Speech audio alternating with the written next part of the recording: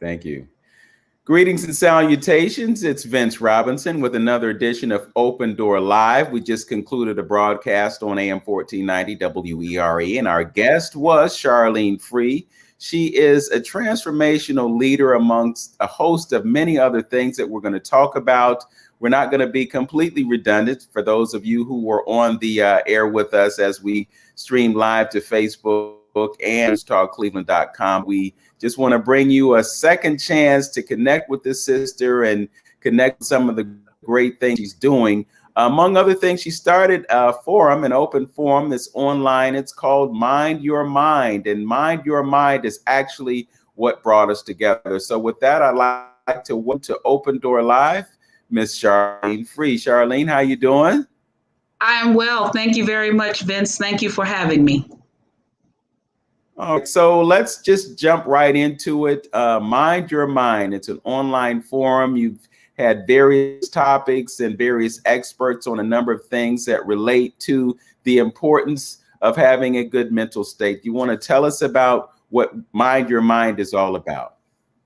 Yes, as you said, Mind Your Mind is a virtual forum. It is a forum that does not cost anything to be a part of. I have done 3 of them, and the first one actually focused on just dealing with mental health. How do we mind our minds in this pandemic environment? As a matter of fact, this was born in May of 2020 from the pandemic environment. How do we refocus our minds? How do we do some rethinking? How do we go on from where we are now based on what's going on around us? And so I have a panel of guests, usually 5 to 6 people, with each one varying backgrounds from HR to psychology to psychiatry to ministers, to those that are professionals in other areas. And we talk about various things that have to do with mindfulness.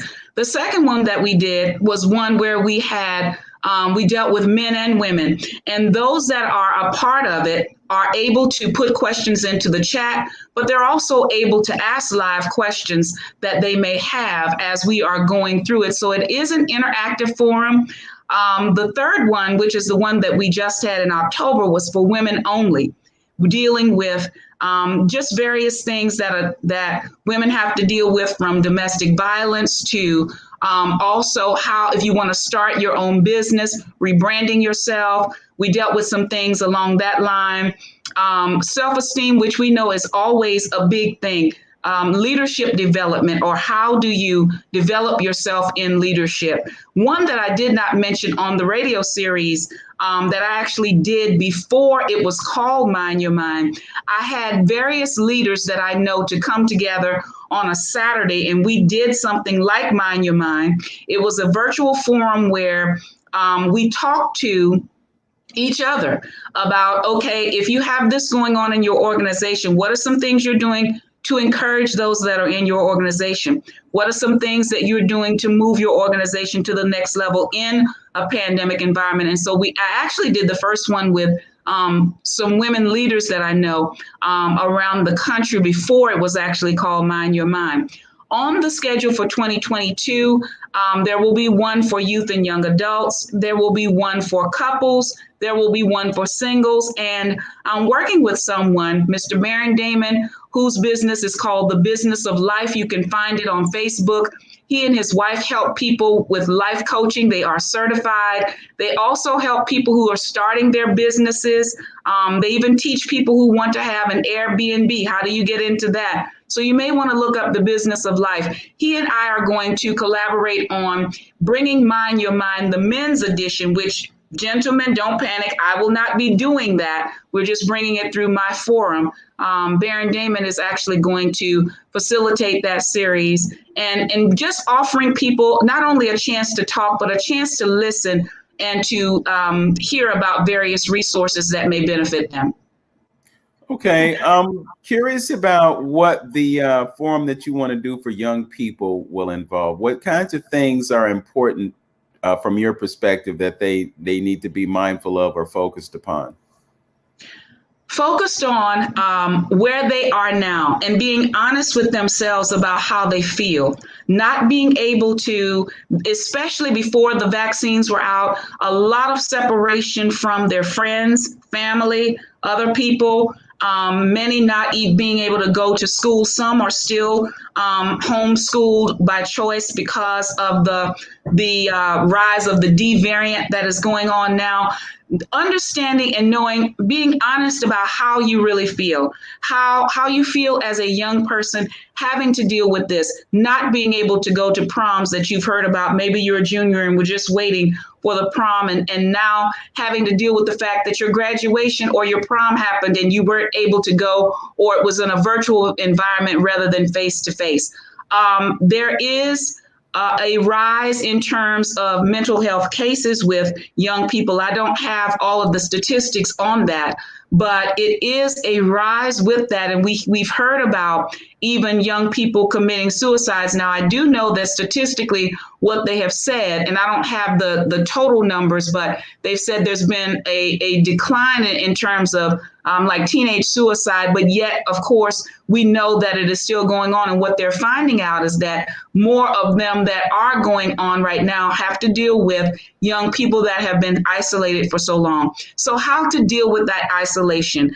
Trying to give parents, and I'm going to have the young people, because I am going to have young people that are part of that forum, young people and young adults as well, that can talk about things that they are doing, even in the pandemic environment, to be connected to people.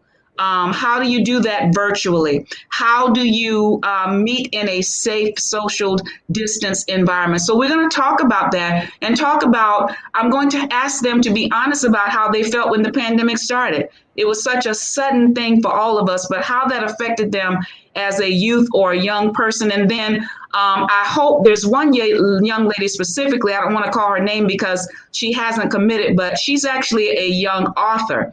And I hope to be able to have her on and just talk about how even using your art and other ways of expression can be a way of release, but also a way that you can help others. So I want to have young people on that have done things and that are doing things that can, yes, talk about how they felt, some struggles that young people are still having now, but what you can do to come out of it and what you can do to help others. I'm all for talking about where we are, but I'm really interested in people that are focused on where we can go and how we can help ourselves and others get there. You know, you talked about in the previous show that we did, that whole idea of being isolated, and the isolation is one of the things that is contributing to the depression that folks are experiencing now, because they're detached from others, they're not interacting, they're not connected, and being connected is a very human thing. But I also wanted to point out perhaps the benefit of sometimes being alone, because, you know, we talked about quieting down all this extraneous information that's coming in and so forth and so on. But just the idea of, and we're having this conversation about mindfulness, focus. When you are by yourself and you're in a space where you can be creative, whether it's just coloring in a book, whether it is creating something that you draw yourself, whether it's writing that poem, whether it's reading the book, being isolated is not a negative completely, but we're also living in an age in which we are being encouraged to be distant. If we just look at the language of it, we're not talking about creating space, we're talking about creating distance. And you say social distance, there's a certain implication, a psychological implication, when you just even say social distance, because you can be far away from someone and still be intimate in terms of your conversation with them or whatever. But just the idea of social distance is really problematic. So I want to just take a deeper dive into the power of words, the power of speech. You know, you said something really impactful in terms of one of the things that we can do. And you mentioned affirmations. The affirmations are positive thoughts that you're feeding your mind and putting yourself in a state of mind that is conducive to growth, it's conducive to harmony with other people, it's conducive to having a loving spirit. But conversely, if you're sitting there playing video games and it's a shoot 'em up type thing, or you're, you're witnessing, you're processing all this violence in your brain, it's taking you to a place that perhaps is not healthy and perhaps can lead to you being depressed, because again, you're detached and you're also killing people. I mean, people don't really think about that as they're playing these games, but you are acting out the process of taking someone's life or maiming them. What are your thoughts about that? Everything you're saying, Vince, is so important and so true. We have to be careful what we're feeding ourselves, not only what we're feeding ourselves physically, but what we're feeding ourselves mentally, emotionally, and spiritually as well. And you're right. Those games are focusing on actually killing someone. And how many times have we heard in the news where people who are now, who have been convicted of things and are now serving time, were into violent video games and into listening to all kinds of violence and hard rock and metal music and things like that, that can lead to all of that. So you said something very important. The pandemic, as bad as it is, and has caused some very negative things, but some positive has come out of it as well. Even what we're doing now, we have become a more virtual world overall, because we've been forced to do that. And we've learned things that we can now do virtually, where we don't have to even have the financial outlay that we used to have. Some of the events that we used to pay so much for are now able to be done online. And so we've learned that. But yes, what we focus on makes a big difference, both positively and negatively. And self-talk is something that we need to get into it, but it depends on what you're saying to yourself. If you are saying to yourself, this is so hard, I am never going to come out of this, I am never going to get better, then that's what's actually called in education the self-fulfilling prophecy. What we say about ourselves, and the Bible even talks about it, you will have what you say. And so when we say things like that to ourselves, we cause it to become true. My father, Mr. Jake Wright, I know Daddy's not on Facebook, but some of his friends are. He says to me, and he's taught me this, he says, Charlene, be careful which way you're looking. If you're looking down, your life is going to go down. Keep looking up. When you look up, you have the potential for your life to go up. And that's news and wisdom from my father, Mr. Jake Wright, that I want to share with and impart to all of you. It depends on your scope of what you're looking at with your circumstances. And I realize that some people are going through some horrendous things where it is hard to look up. I'm not in any way negating that. It is hard to be focused on that which is positive, but it can be done. There are all kinds of inspirational things you can read, from the Bible to devotional books. There are things that you can look at on Google, morning inspiration. Some of that is even on YouTube, where there are people that have put together various things that have music set to them. It matters what we're focusing on, and it matters what we're thinking, and it matters what we think too about ourselves.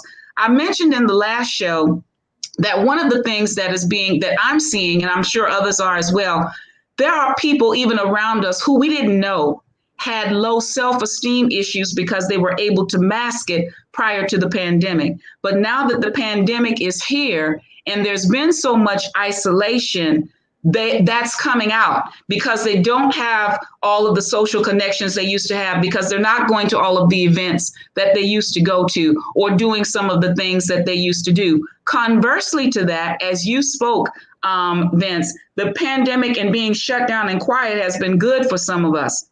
Some of us that have been too busy in the past, too busy for family, too busy for doing some of the things that were important.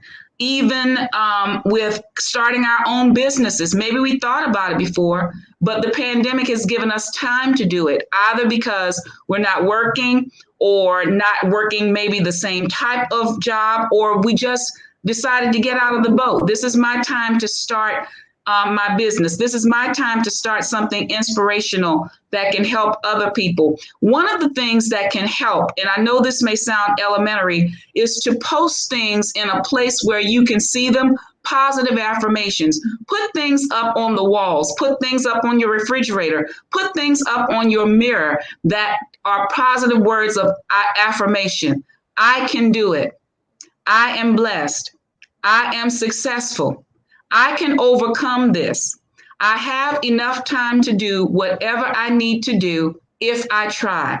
All of those kinds of things, and I'm just coming up with different ones that we can put up, because it's something about seeing something, especially on a mirror or something you're going to look at all the time, your refrigerator or your favorite wall in your house, where you spend a lot of time, even in your bedroom. There's something about looking at that. Another thing that can happen is to also put up pictures of where you want to be. If you want to be better off financially, put up a picture of something that symbolizes that and look at that. Put it at a place that you have to pass by or something that you see. Begin to concentrate and meditate on that.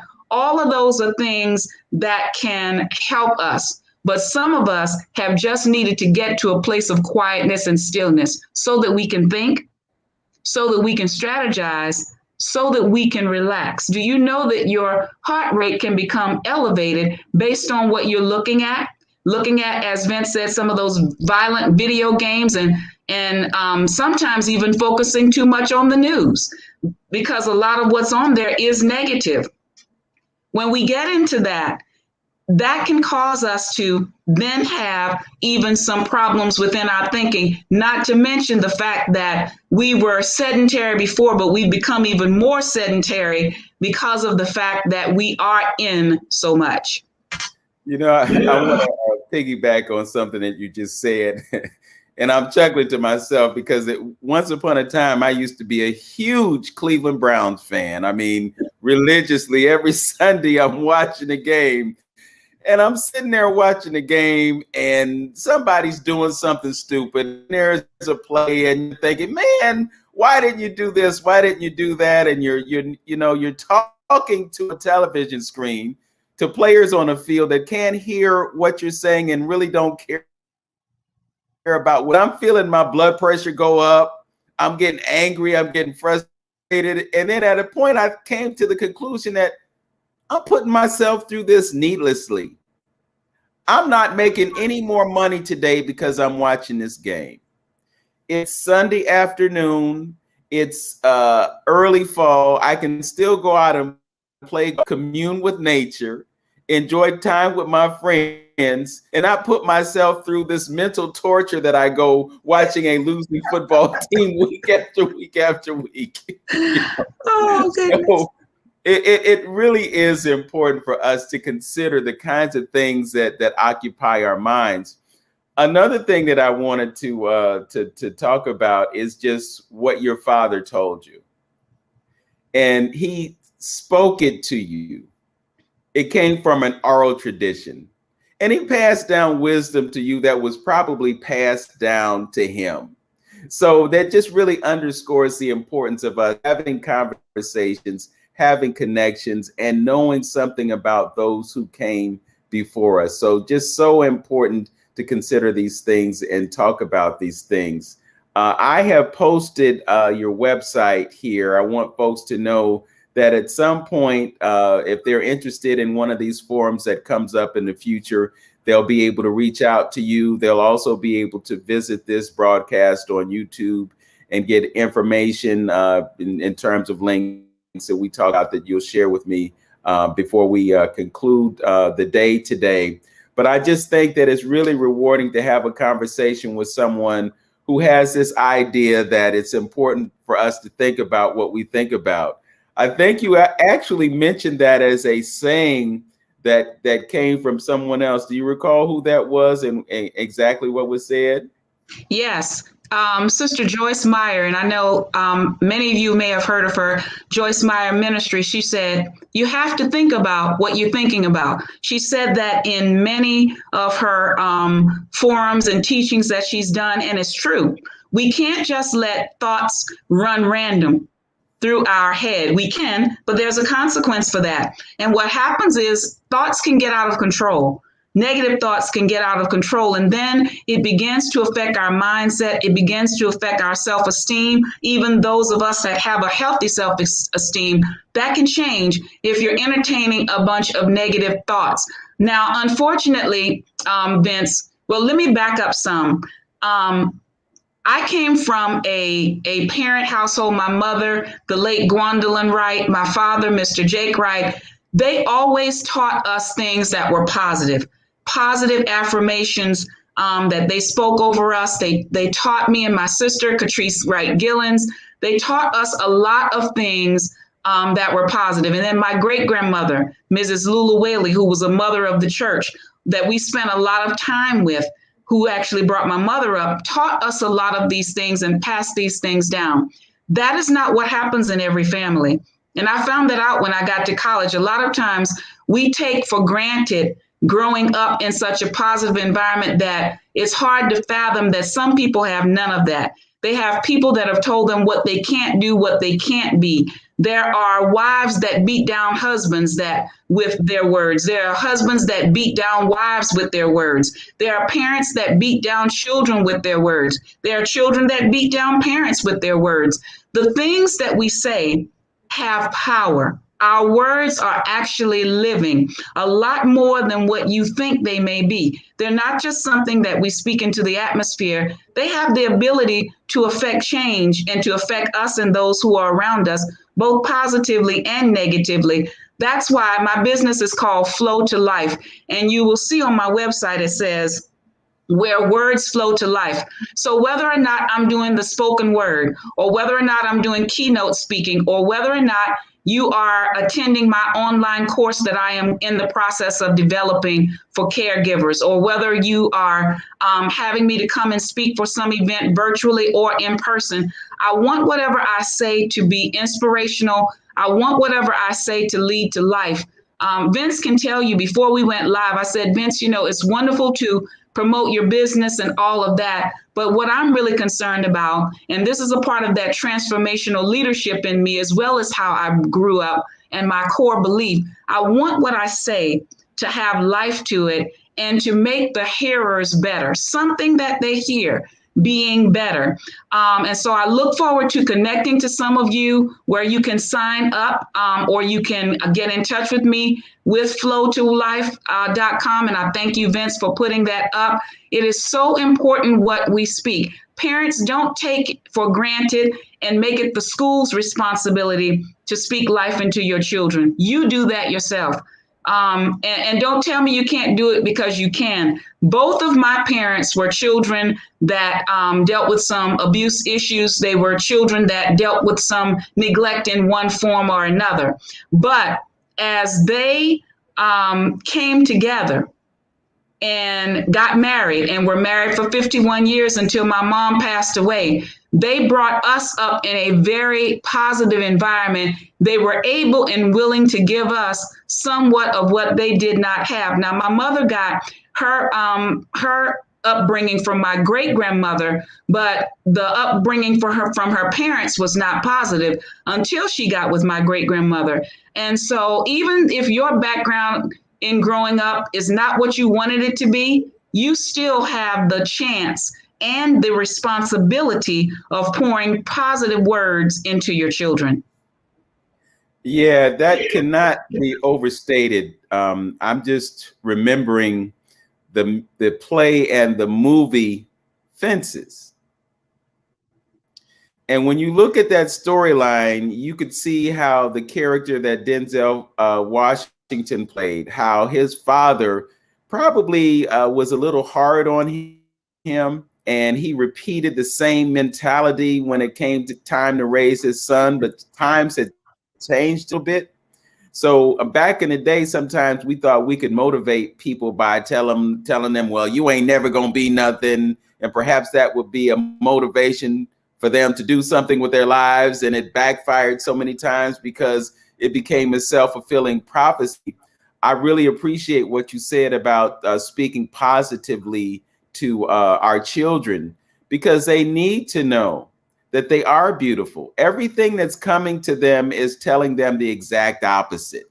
And while they're getting all this negativity, other elements are trying to be exactly like them. Everybody really wants to be us, So I really appreciate what you said about that positivity. So anything else that you want to share with us? I mean, we covered a lot. In the previous show, we talked about transformational leadership, and I have to be honest with you, that's a term or terminology that I had never heard before, but I think it's really important to consider that, especially when you look at how impactful leadership is. I mean, let's just look at what's going on right now. Today is the president's birthday.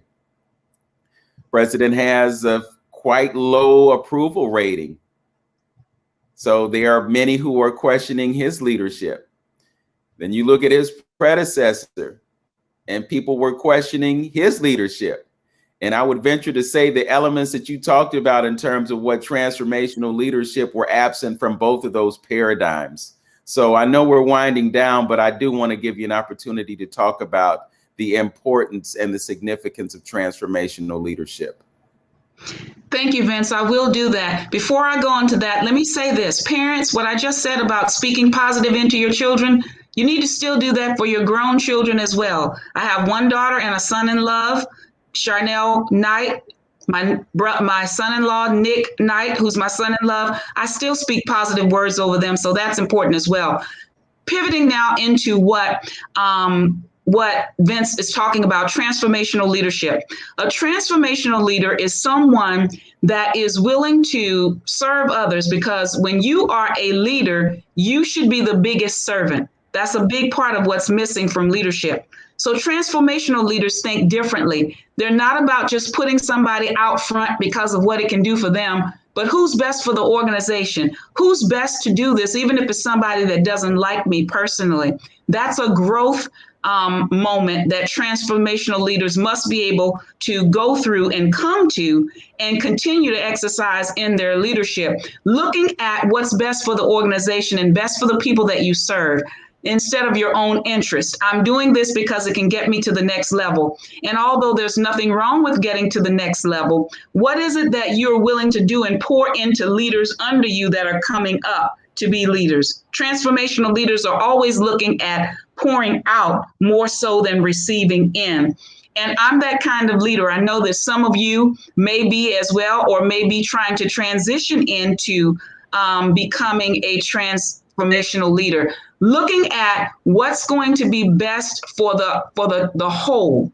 And sometimes you have to make tough decisions.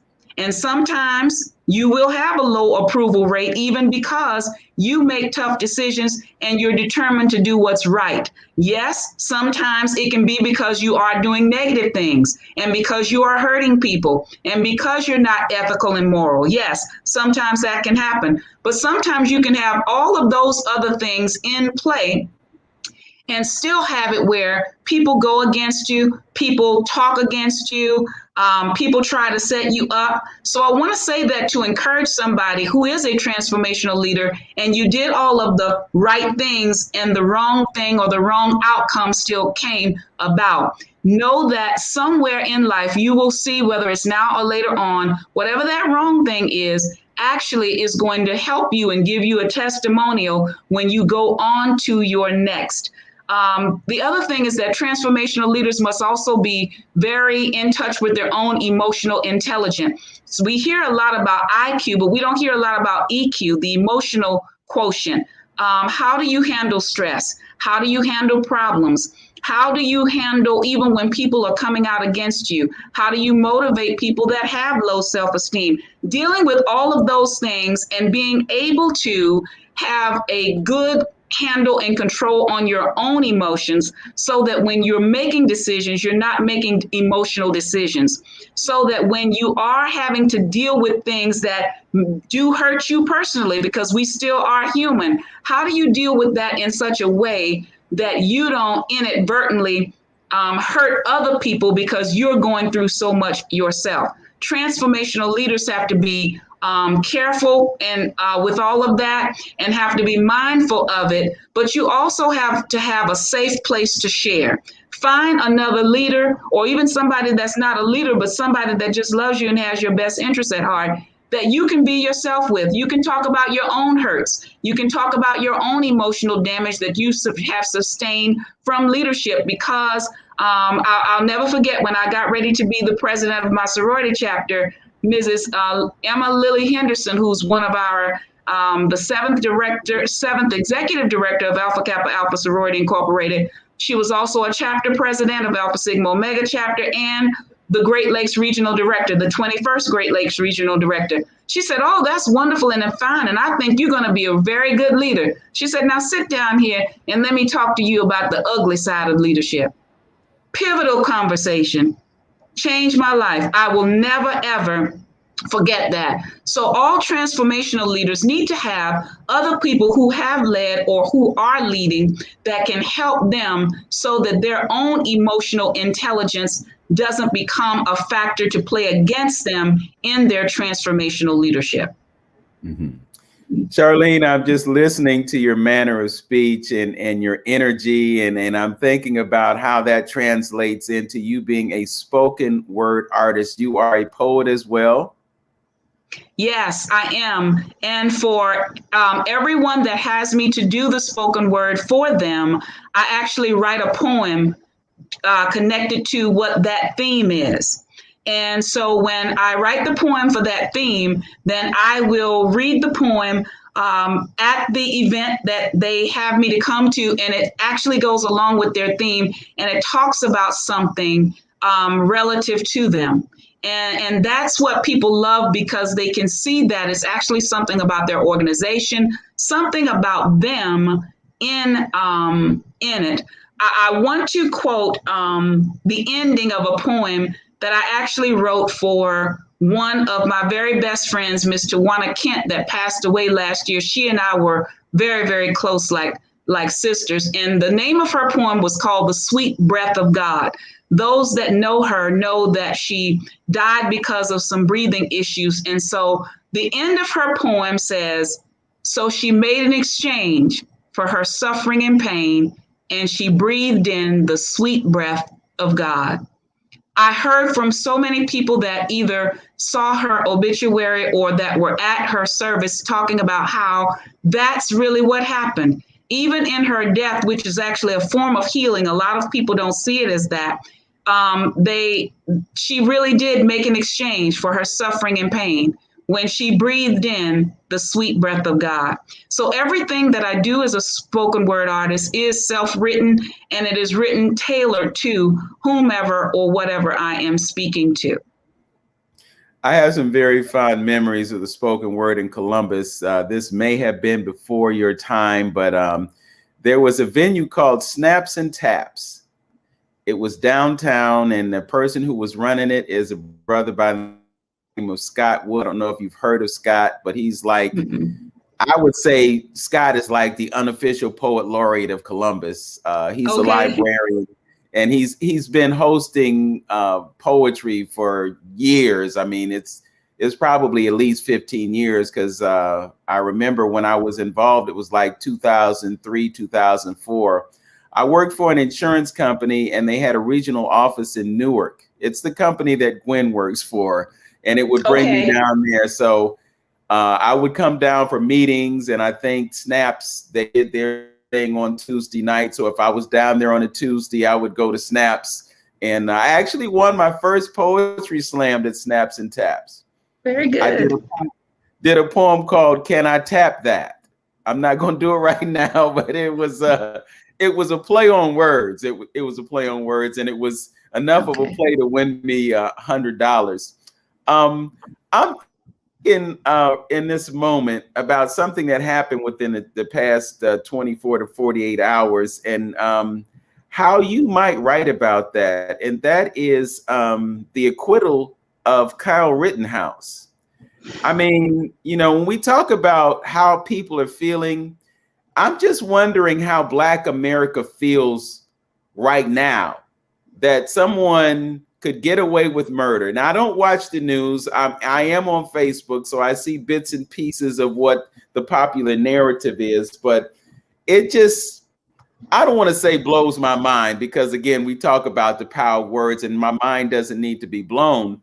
But the idea that someone, military grade weapon, shoot and kill people and get exonerated. I mean, somebody died because you had a weapon and you killed somebody. And what we as Black America have to do is process this whole notion that people can kill us and get away with it. What would you write about that? I would start by saying, and I have not delved enough into it. It has not been far enough from the event for me to actually, of course, put something to paper.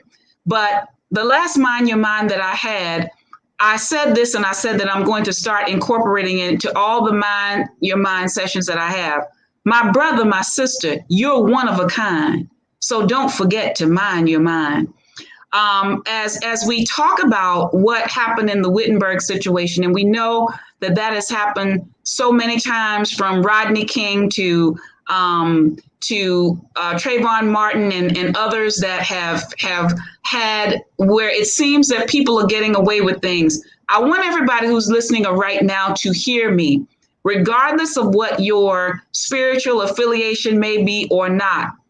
When it seems that people have gotten away with things in this world, know that they have not gotten away.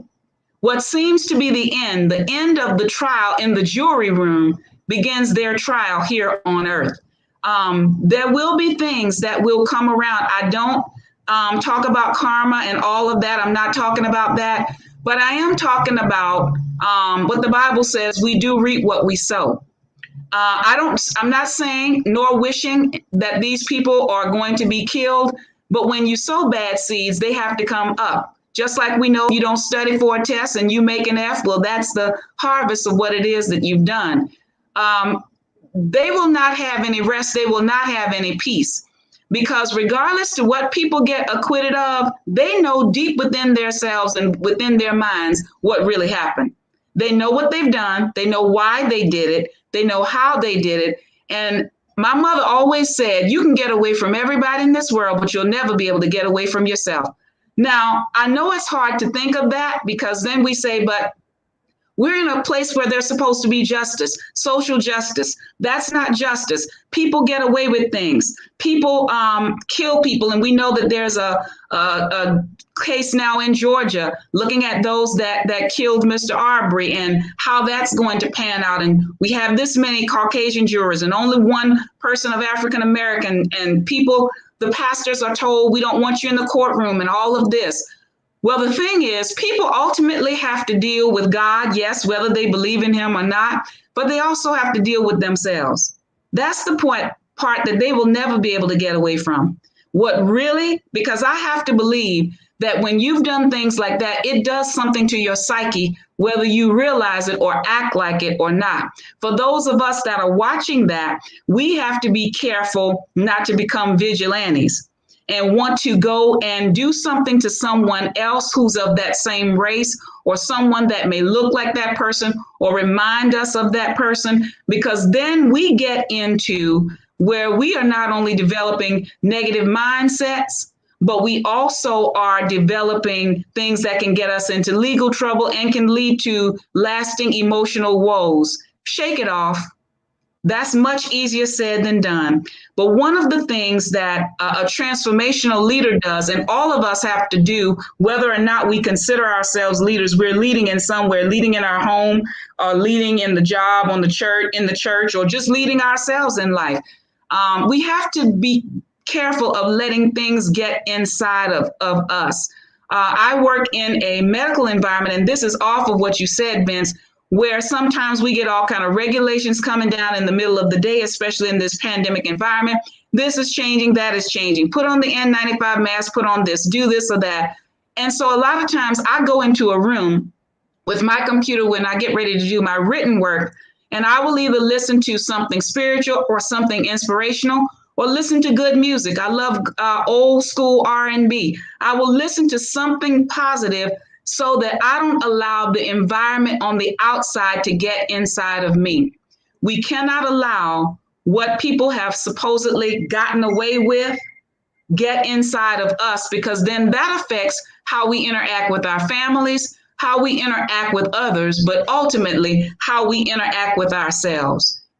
Don't forget, my brother, my sister, you're one of a kind. Don't forget to mind your mind.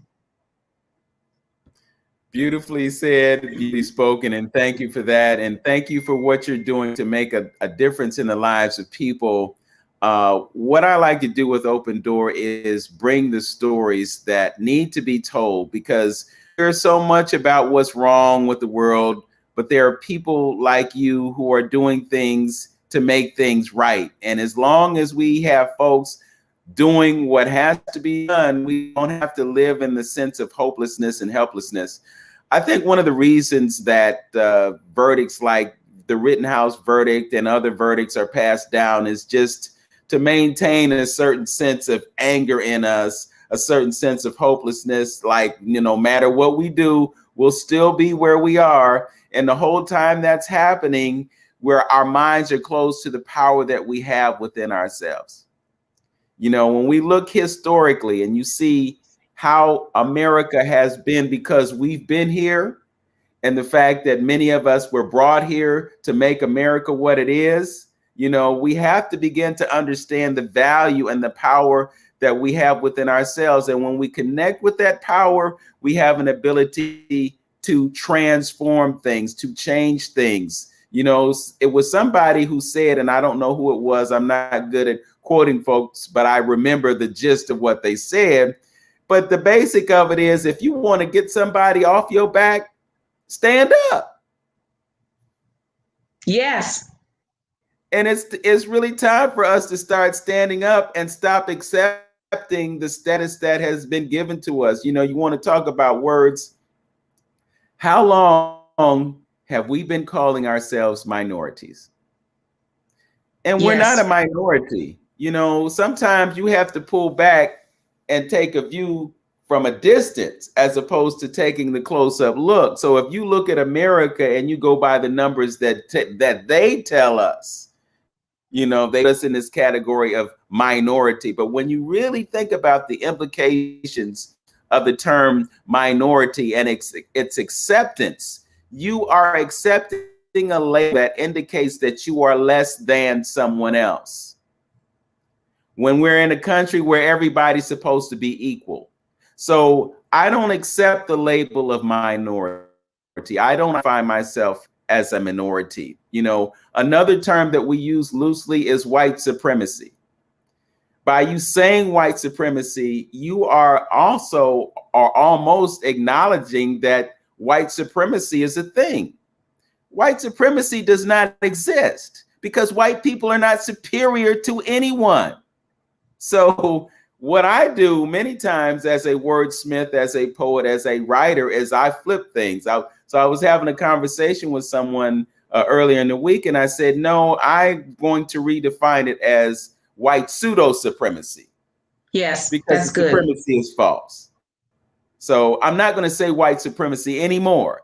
If I say white supremacy, I'm going to say white pseudo supremacy to put it in context. We really have to tune in to the power of our words. Those affirmations you talked about are just so important. I'm going to put my dream house on my refrigerator. I'm going to have that house built and I'm going to live in it. And I'm going to take the advice of one Charlene Free and make that thought not only a thing, but a reality. Charlene Free, it has been extremely edifying to have this conversation with you. I do hope that anyone who watches this broadcast will be able to take away something that will make a difference in their life. Thank you for joining me. Thank you, Vince. I appreciate the opportunity. And I want to remind people in these parting moments, even if there is something that you have failed at, remember, you're not a failure. You may have failed at doing that thing, but separate your who from your do. You are powerful. You are successful. You are resourceful. You can do it. Mind your mind. Thank you so much, Vince. Thank you, everyone. Beautiful, beautiful. Thanks for joining us. Thank you. Okay, if you want to hold on for just a second.